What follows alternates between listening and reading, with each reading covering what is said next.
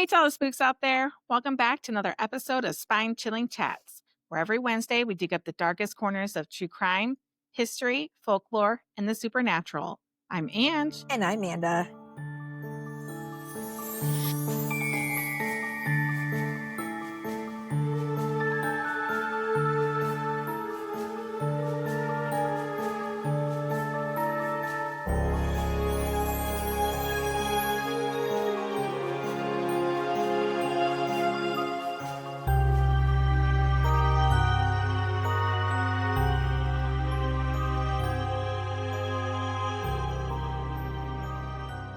And tonight we are still doing Connecticut. But I didn't go the Spooky route. I did 3 serial killers. Ew, he kind of looks like, oh, that's a she? That's a she. She looks almost like skeletal from, like, if you hold it far back, it looks like a skull. Yeah. That's creepy. That she, and then there was an unsolved and another woman. She looks better. She looks scurry. Scurry. Okay. All right. So, from Connecticut, we have Amy, and I think it's Dugan, D-U-G-G-A-N, Dugan, sister Archer-Gilligan. Say that 5 times fast. She was born on October 31st, 1873. So that's right up our alley. She was a nursing home proprietor and a serial killer from Windsor, Connecticut. She is known to have murdered at least 5 people by poisoning. One of her victims was her second husband, Michael Gilligan, and the others were nursing home residents. She was born in Milton, Connecticut. She was also known as Sister Teresa, even though her name was fucking Amy. That makes no sense. No. So, whatever. And was it just Amy, or was it Amy short for something like Amelia? Just Amy. That's so weird. Amy Dugan, Sister Archer-Gilligan, but she also went by Sister Teresa. She thinks she's like a knockoff of Mother Teresa? Yeah. Maybe. Well, it's Mother Teresa's sister.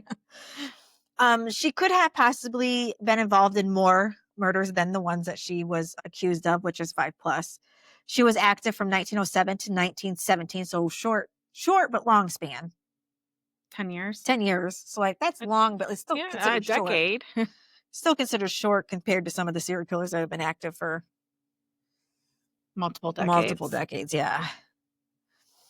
The authorities counted 48 deaths in her nursing home, the Archer home for the elderly and infirm. She married James Archer in 1897. A daughter, Mary J. Archer, was born in December of 1897. The Archers first became caretakers in 1901. They hired caretaker for John Seymour, an elderly widower. They moved into his home in Newington, Connecticut. He died in 1904. His heirs converted the residence into a boarding house for the elderly. And the Archers remained the primary care provider people for a fee. Of course. They paid rent to the Seymour family. They ran the boarding house as Sister Amy's nursing home for the elderly. In 1907, Seymour's heirs sold the house. The Archers moved to Windsor, Connecticut, and used their savings to purchase their own residence on Prospect Street in Windsor Center. They soon converted it into a business, which is the Archer Home for the Elderly and Infirm. James Archer died in 1910, apparently of natural causes, but the official cause of death was Bright's disease, a generic term for kidney disease. Amy Archer had taken out an insurance policy on him a few weeks before his death. Dun, dun, dun. Bright's disease is a historical classification of kidney diseases that are described in modern medicine as acute or chronic nephritis. Okay. It was characterized by swelling and the presence of albumin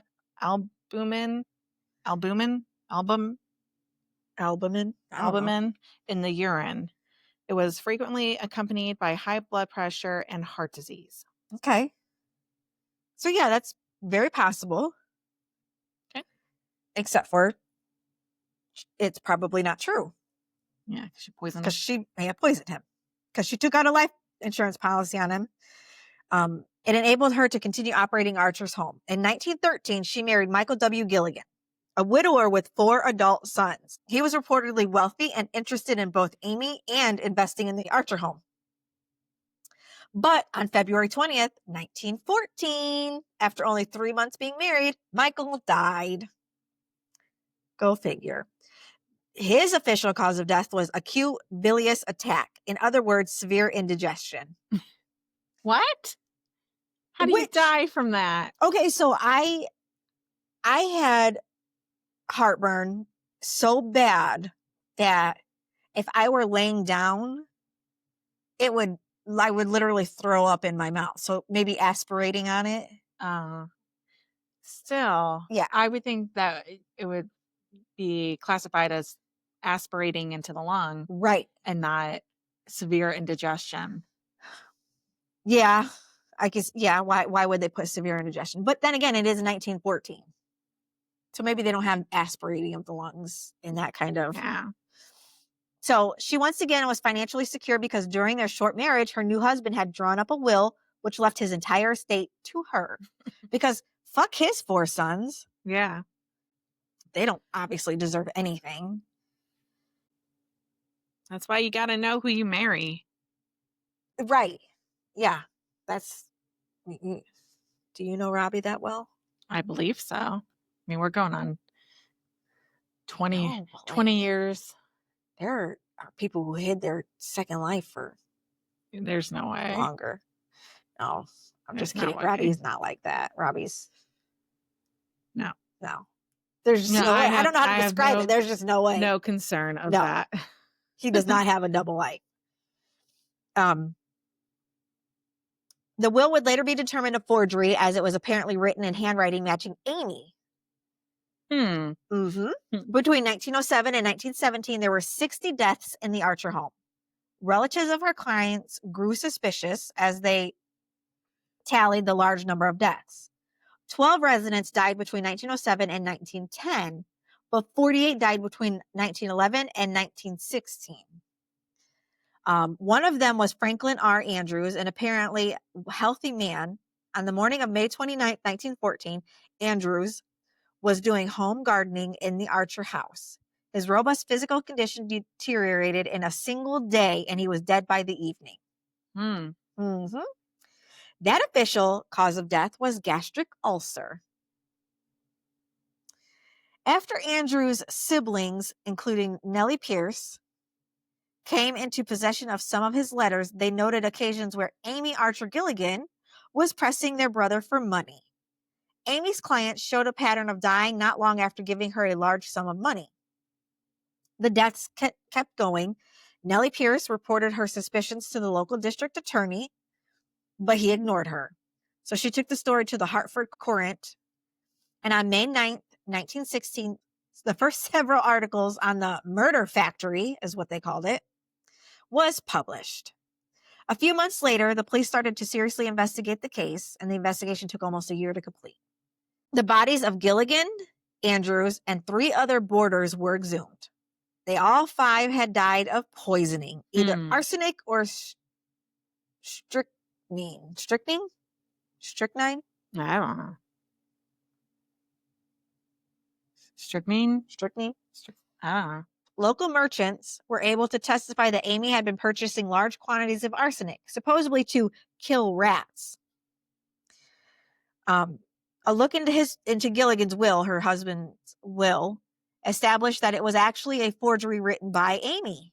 According to M. William Phelps, author of The Devil's Rooming House, it's another book about it, the investigation appeared to show that Amy was buying arsenic to kill large numbers of rats. However, she did not buy all the arsenic that had killed her patients. The doctor and some of the patients had signed off to purchase it. Yep. So, as the investigation went on, Dr. King had more evidence that was piling up against him, but suspicions were focused back on Amy when someone suggested to clearly check all records of arsenic purchases. The evidence was found of Amy sending her patients to the drugstore to buy quantities of arsenic. The police were able to arrest and convict her. Good. So, she was telling them that she's killing rats, and she's sending the patients To go to get it to kill themselves. Like, That's wrong. how do they, not that they didn't know. They You're didn't right. know, but like, Yeah. how do you fucking do that? That's like digging your own grave. Oh, see? And I'd be like, I don't even see rats. We don't need arsenic. Yeah. Where are the I'd rats put up at? a fight.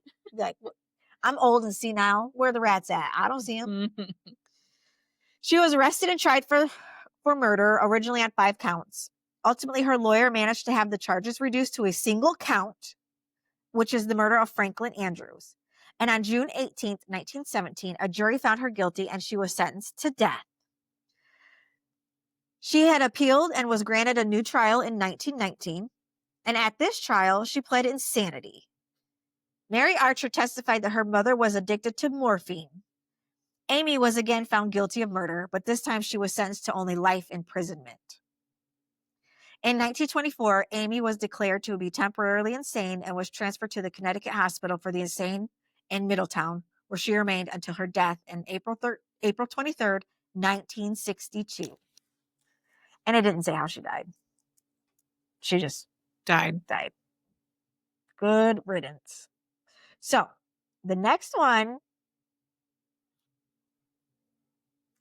it's just so weird to me, but like, I guess anything can kill somebody, right? Yeah, because there's that show about the 1,000 Ways to Die. Yeah. This one is called the Bra Murders. Oh, I've heard this one. You have? Mhm. Yep. From where? One of my podcasts. One of the podcasts? Yeah. Okay. There are a series of murders committed against 5 sex workers from 1967 to 1971 in Stamford, Connecticut. Most of the victims were Black sex workers or in active addiction. Each had been strangled, sometimes with their own bras, from which the murders originated. The name. Come on, get out of here. Why is it doing that? There we go. Other names for the murders are the Stamford Bra murders or the Merritt Parkway murders. There were 5 victims in Connecticut. Benjamin Franklin Miller, a self-styled preacher from Norwalk, was charged and later acquitted by reason of insanity, spending the next 15 years in a mental institution before being released on appeal in 1988. His guilt had been questioned and remained the subject of debate to this day. So, the murders, because this one is the technically unsolved one. So the murders began on or after August 4th, 1967, when 29-year-old Rose Ellen Pazda, known as Sissy Rush, was reported missing from Stamford. Despite the authorities' efforts, they were unable to locate her until April 4th of 1969, when her skeletonized remains were found. Due to the advanced state of decomposition, the coroner was unable to determine her exact date of death.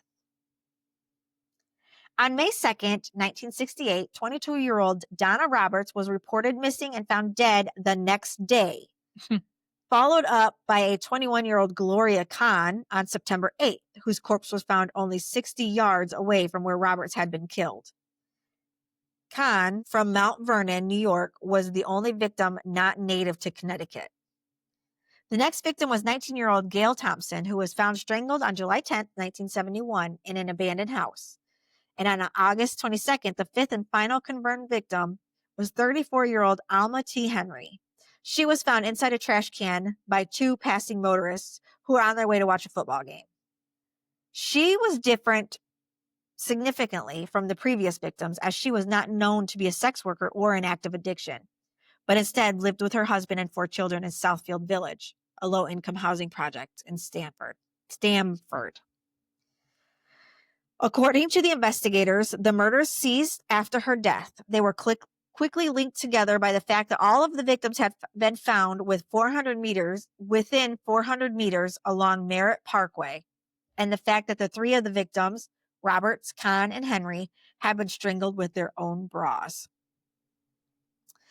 In April of 1969, the Stamford police released a call from a man who identified himself as a preacher named James Miller.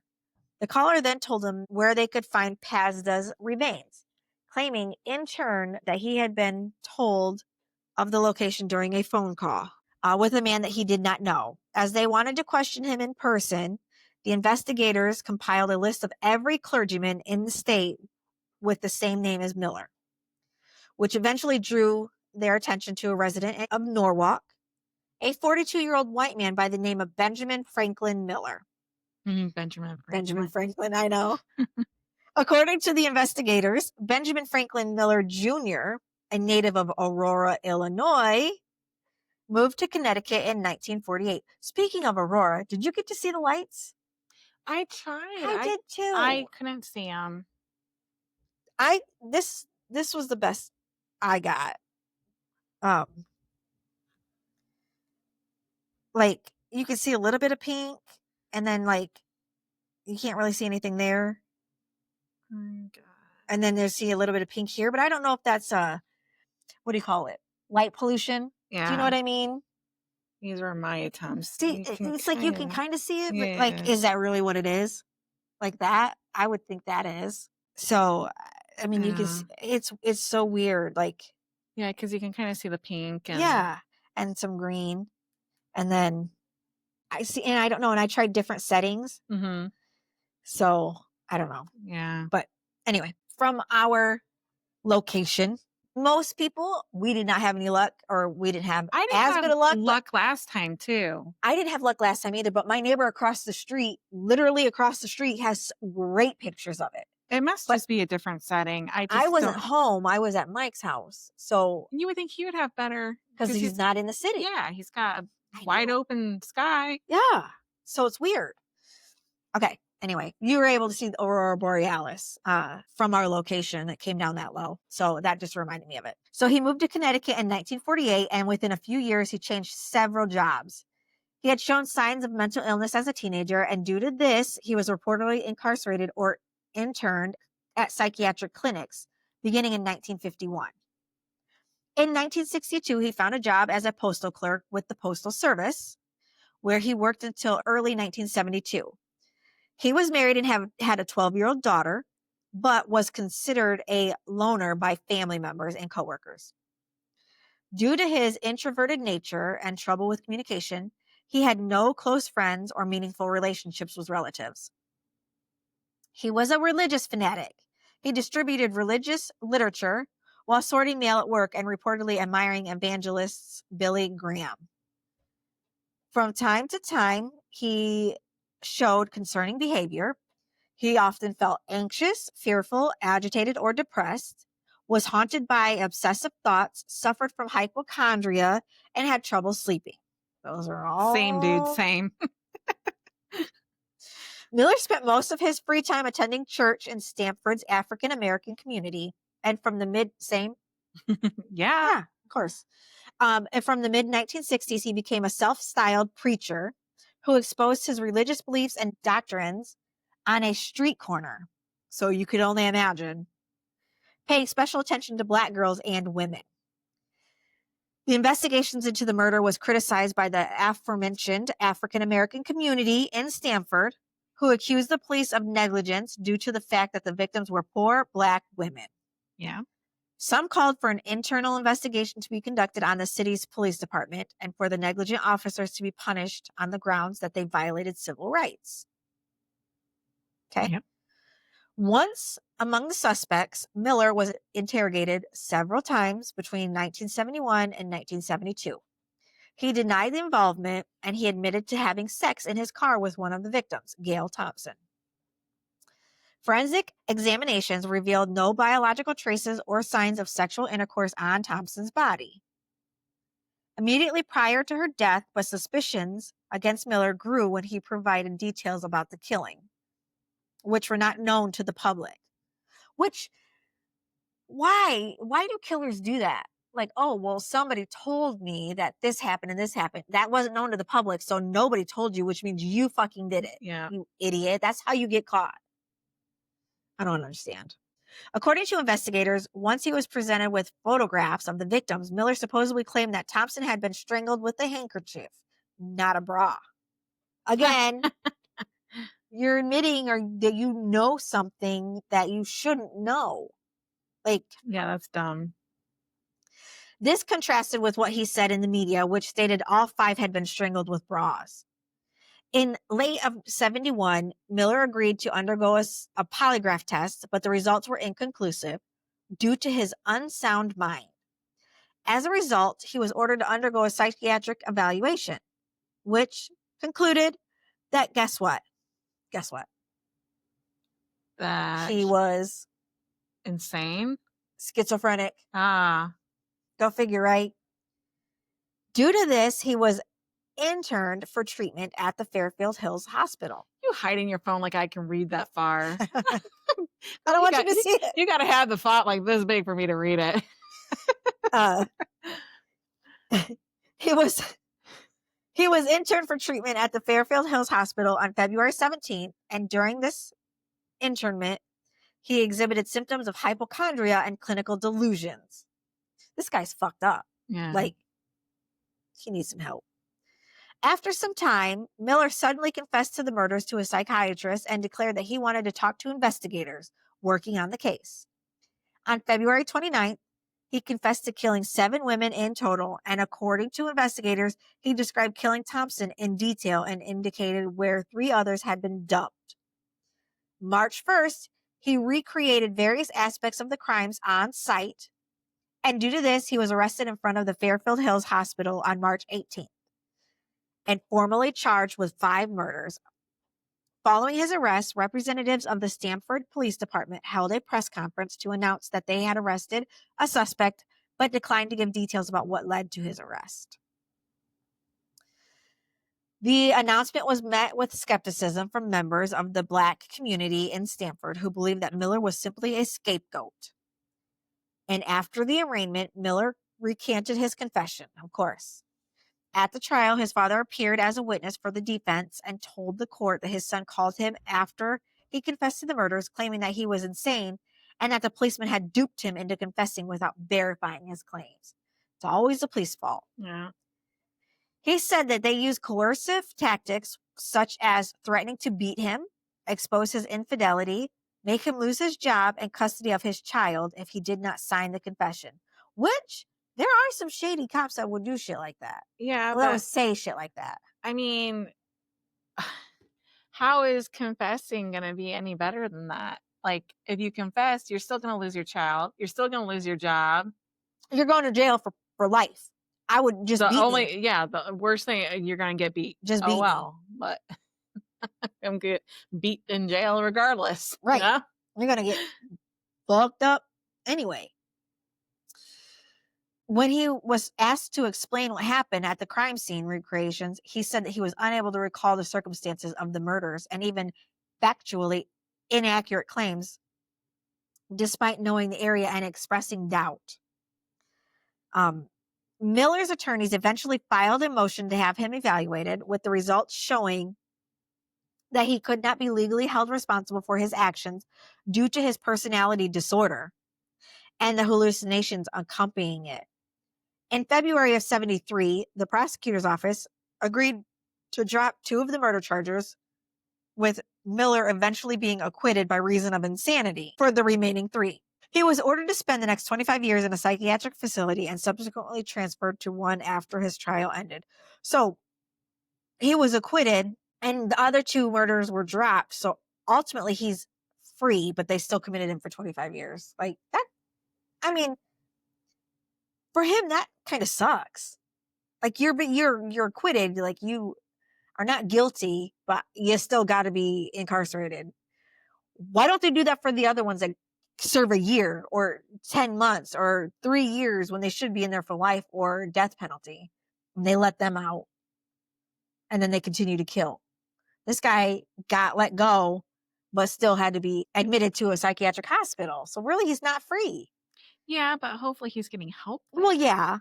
Hopefully it's not a bad psychiatric facility. Well, it was back in the 70s where they probably still did the fucking electroshock, that and the lobotomies through your eyeballs. And I don't think they did that then. In the 70s? You think that was early 30s and 40s? I think that was like early 1900s.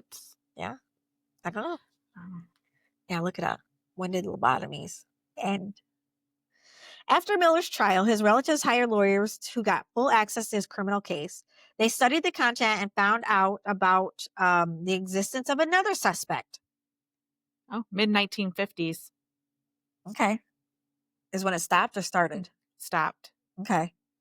Due to the development of psychiatric drugs and the increasing criticism of the procedure's inhumane and poor results. While the decline was gradual, some institutions performed their last lobotomy in 1966 or 67 in specific bans, such as the one in the Soviet Union in 1950 happened earlier. Okay. Yeah. So yeah, and That's a so lot hopefully it later was than I thought they were. yeah. So hopefully, yeah, that was a good one and they weren't doing shit to him like that. So they found a potential suspect, but was not disclosed by the prosecutor's office at trial, and due to this, an appeal was filed. The alternative suspect was a resident of Stamford named Robert Lupinacci,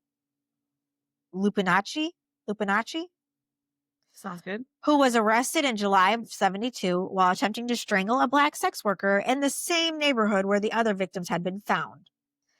The investigators learned that he spent much of his free time in the city's red light districts and was acquainted with many sex workers and pimps, despite being known as a racist. The bodies of 3 of the women supposedly murdered by Miller were found within 30 meters of where Robert was arrested, and his car was spotted several times near crime scenes. In 67, he was spotted in several bars out on the outskirts of Port Chester, New York, a place frequented by one of the victims, and employees at the Hazelton Hotel reported the following year that they had seen one of the victims staying in the same hotel as Robert. In 71, Robert worked at the same motel where Gil Thompson, whom he was allegedly acquainted with, was staying. He was known to possess a heightened sex drive and was obsessed with sex, due to which he frequently viewed and collected porn and pornographic videos and, well, pictures, of course. Following his arrest, police found a pornographic deck of cards in the trunk of his car, with the Queen of Hearts missing. A similar card was found near Thompson's body. Additionally, Thompson was last seen boarding a car whose color and features matched those of Robert's. And after discovering her remains, police found a witness who claimed that he had seen a vehicle similar to Robert's cruising around the area several times.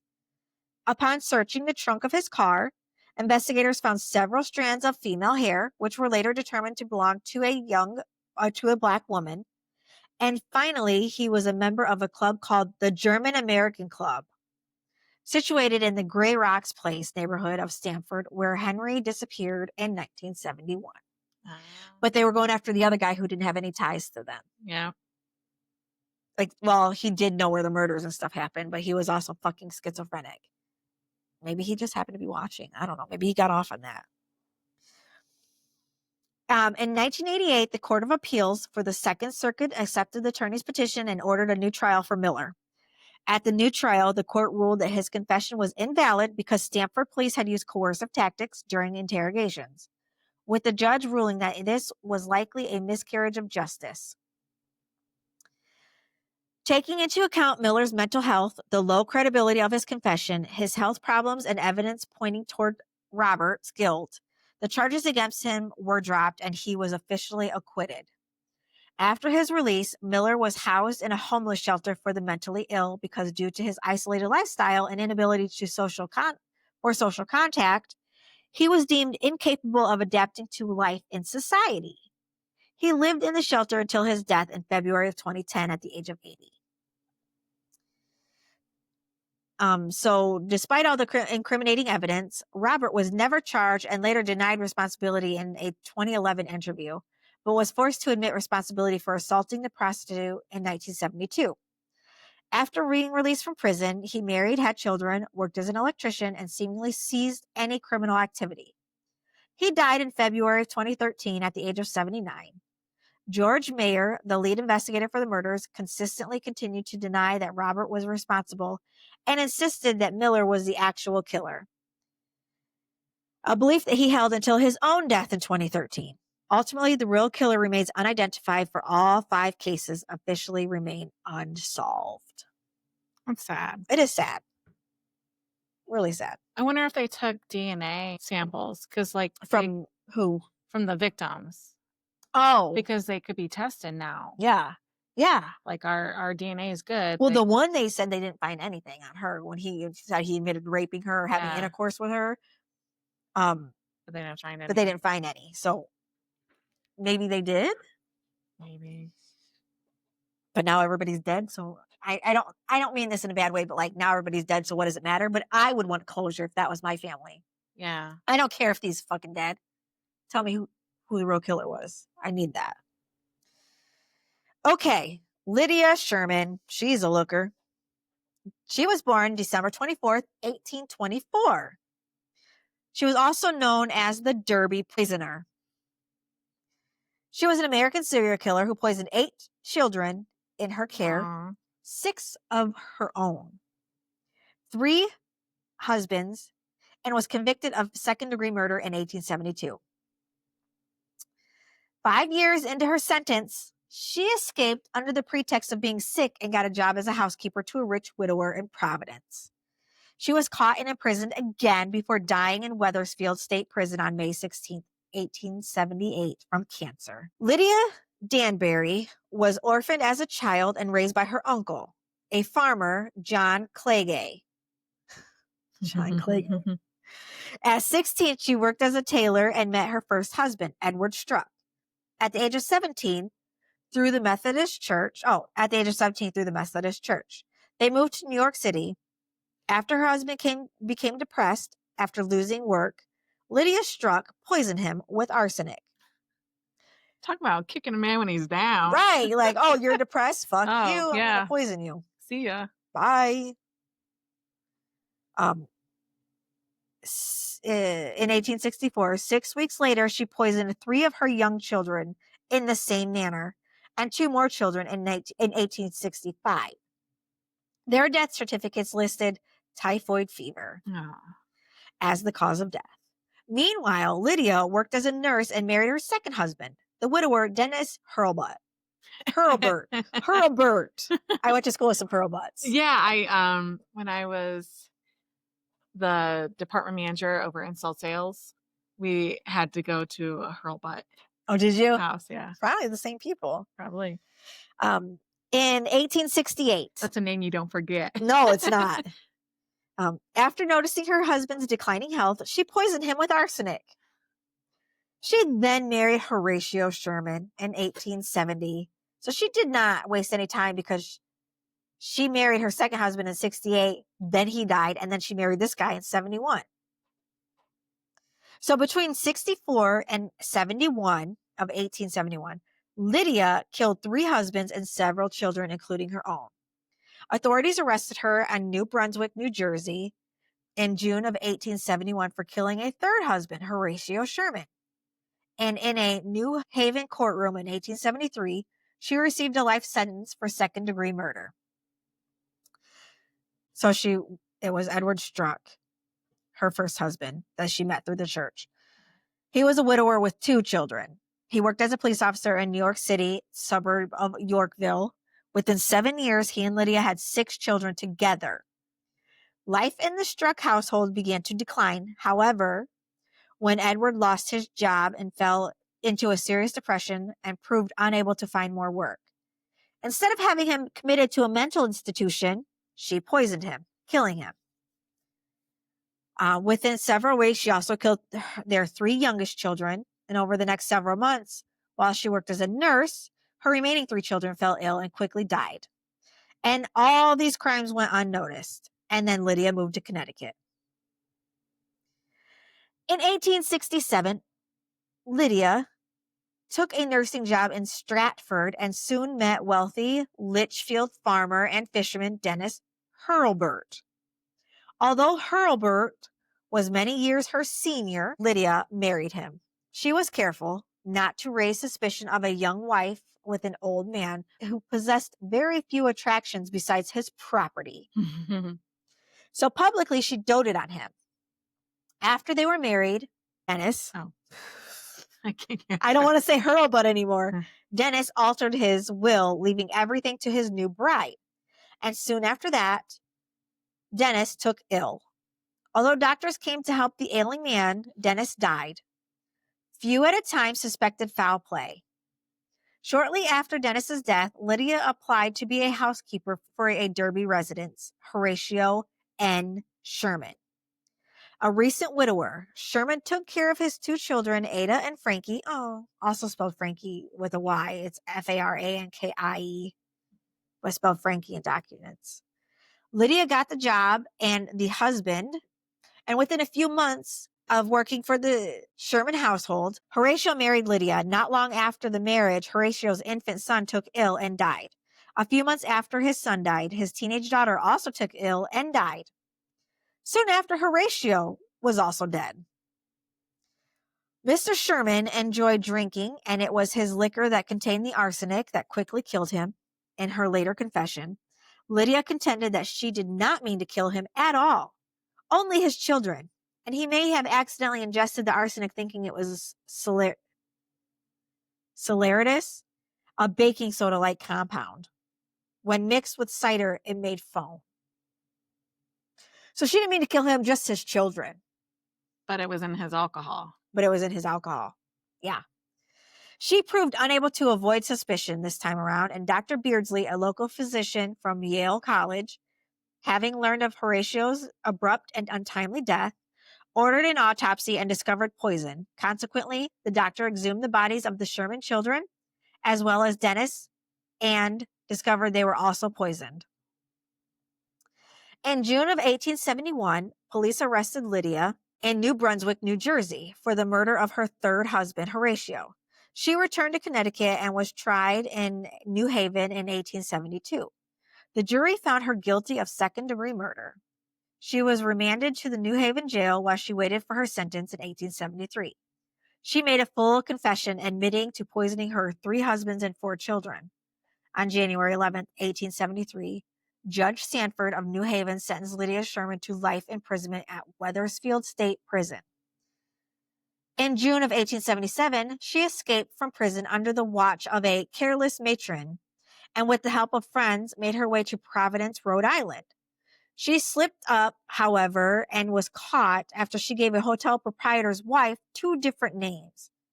She returned to prison, and on May 16, 1878, after several weeks of illness, she died. So, that was my 3 cases from Connecticut. Arsenic, and bras. So, we recommend not giving details on your murders because that's how you get caught. And be careful what you drink. And be careful what you drink. Yeah. And be careful who you marry. Well, that. And like, ladies, do you. Make money how you want to make money. And I'm not saying, however you make money is, at least you're making money. But like, have more self-worth. Yeah. Don't sleep with sleazy men. That's all I'm saying. Sleep with the high-class ones. Maybe they're a lot Go nicer. big or go home. Yeah. So, yeah, that's all I got. All right. If you have any stories you'd like us to cover, if you have any stories yourself of glitches in the Matrix, Very fucking Bigfoot sightings, let us know how big his foot is. You can send those in to our email at spine-chillingchatspodcast@gmail.com. Or you can go to our website, www.spine-chillingchatspodcast.com, and submit them there. On our website, we also have links to our past episodes through our Spotify. There is a link to our merch store. You can buy lots of different stuff. Christmas is coming up. Yes. Who doesn't want some Spine Chilling Chats merch for Christmas? Right. Who doesn't want creepy shit for Christmas? Get yours today. You can see our pictures, profiles. Yep. We're on Instagram, Facebook, TikTok. And if you're just listening to us through the multiple podcast platforms, you can also view us in video form on YouTube and see our smiling faces. Our smiling, I was going to say beautiful, but let's just say smiling faces. Yeah.